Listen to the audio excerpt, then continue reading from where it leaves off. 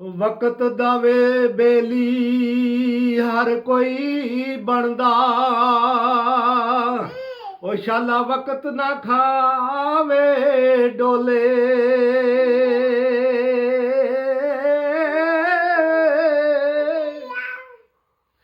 ओ सज्जन भी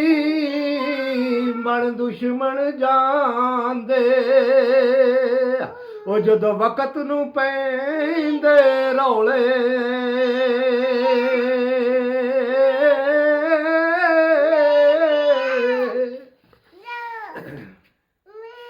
ओ वक्त सलामत जे होवे ते सज्जन आण खलोंदे जे कोले